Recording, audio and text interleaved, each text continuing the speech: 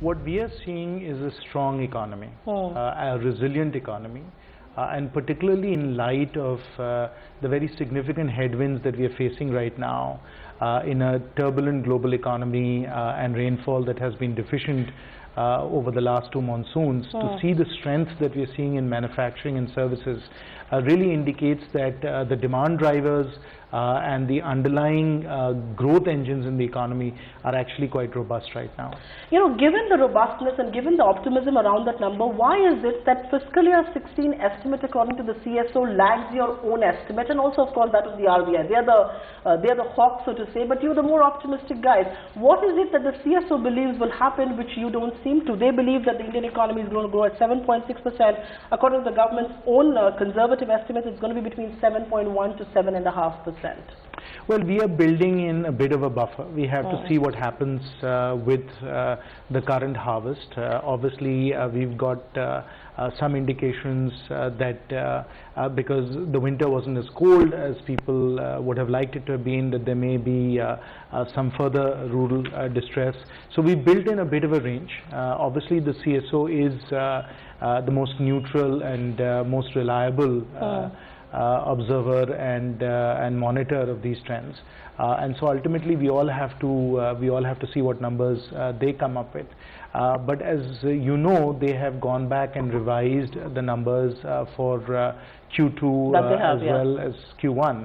And I think what they're really picking up is, as I was saying earlier, the fairly robust momentum that we are seeing in particularly urban areas as well. And so if indeed that momentum continues, we have strong consumer purchasing, strong investment as we're expecting in Q4, because that's when you know that government spending kicks in the most accelerated manner as budgets run out.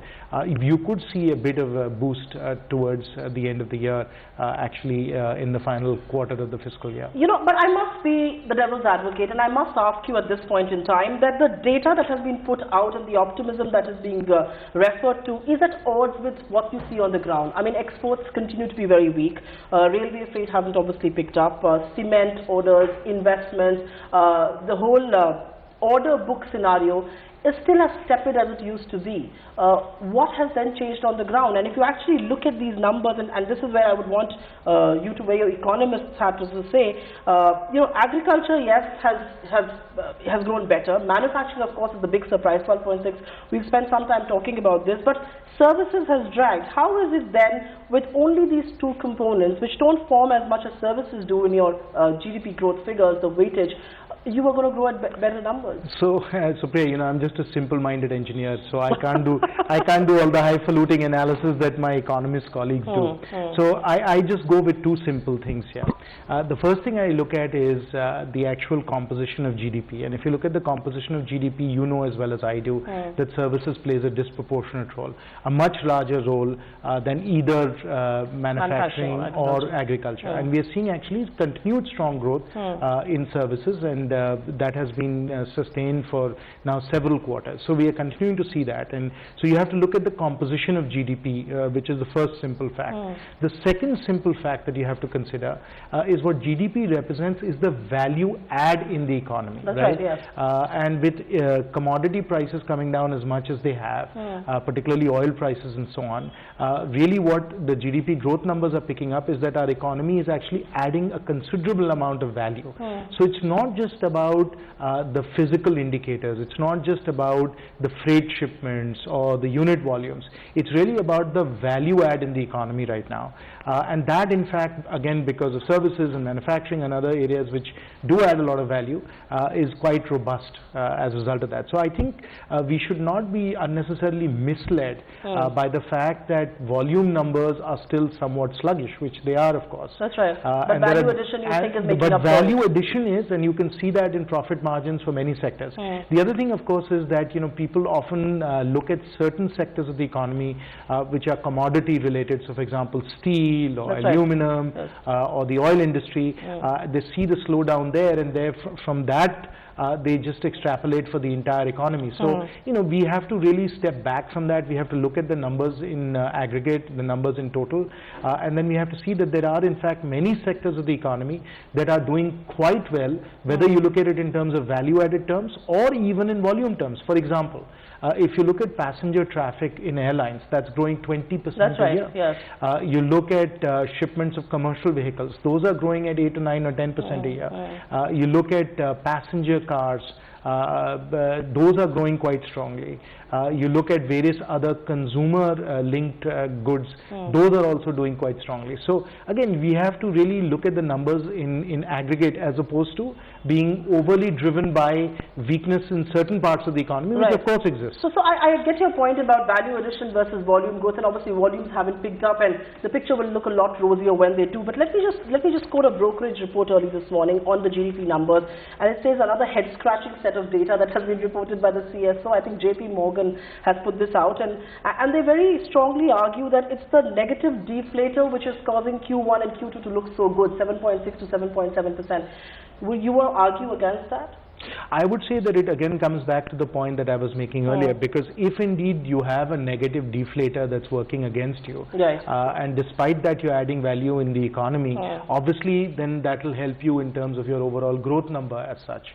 And so that's why we have to see that with commodity prices coming down as much as they are, and the fact that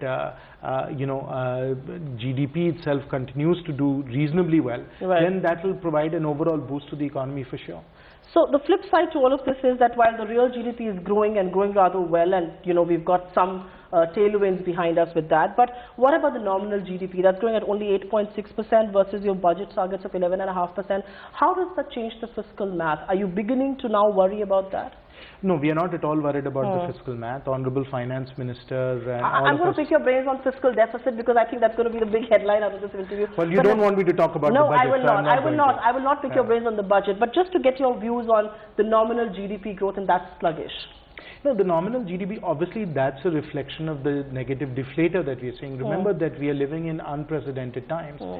We've never been in a situation where the spread between CPI and WPI has been as large as it is right now. And that in fact reflects the price destruction that we are seeing in commodities. The very fact that oil prices have declined from $110 a barrel to being at about $30 a barrel right now, it's a 75% price destruction in the most important commodity that we import. Obviously, when that happens and our oil import bill collapses as much as it has, is going to make a big difference to the GDP deflator and the WPI numbers and so on. And that's part of the reason why nominal GDP itself has come down, because of the GDP deflator. So I must ask you the question, I'm not trying to get any budget information out of you, but given the numbers that are before us, and given the fact that, and I always say fortune favors the brave, so you've been lucky with oil prices, you've obviously made good stead with it. You've passed some of it on to the consumer, but you've also kept a buffer with the excise duty hikes that have happened. With all of this saving still, why is this old narrative back in North Block? Should you meet the fiscal deficit, or should you actually breach it? No, but I think we've been very clear about it, Supriya, which is that the 3.9% fiscal deficit number for this year is something that we have a lot of conviction around, and we are quite confident that we'll have no trouble with 3.9%. What about the 3.5% for next fiscal? Why is it? No, now you're asking me about the budget. No, I'm not. Why is it so tough to commit that you will meet it? What are the factors? That is for or against? And of course everybody is already discussing that in the papers, and it's very clear, because we have obviously significant commitments because of the 7th Pay Commission. That's right. We have significant commitments because of the one rank, one pension. Those obviously add to spending, and at the same time we are saying that we're going to take the fiscal deficit from 3.9% down to 3.5%. So that 0.4% of the fiscal deficit on a GDP of, let's say, 150,000 crores, that represents about 50-60,000 crores as well of additional reduction. So when you add in the incremental spending plus the expense reduction that we have to do. That's a big number, and that really is why our fiscal space is limited. You know, I will ask you for a moment, and I will urge you to take off your finance minister's hat. You've been a man who's dealt with money, you've dealt with finances. Don't you believe it's important for the government to keep its credibility intact? You would want to meet the fiscal deficit target because this is a promise you've made, haven't you? It is certainly a fiscal consolidation roadmap that we've laid out. Are you going to breach it and elongate for another year? There is a fiscal consolidation roadmap that we've laid out. Oh my God, I'm not going to get repeated answers on this. Well, if you ask me a question, no, I'm not asking you a answer. budget question. I'm asking you a question because a lot of people believe that you've been very lucky with the crude oil crash. If you are not going to put your fiscal house in order now, when will you do that? I think one has to remember that as far as the global economy is concerned, what it gives with one hand, it takes away with the other. What is it taking away from you right now? Obviously, we've had the tailwind of the oil price reductions. But at the same time, we've also had the headwind of a massive global economic slowdown, which is why exports have come down as much as they have. We have a commodity price collapse that is obviously making it difficult for us on, for example, oil exports that we have to be able to continue our exports at the level that they were earlier.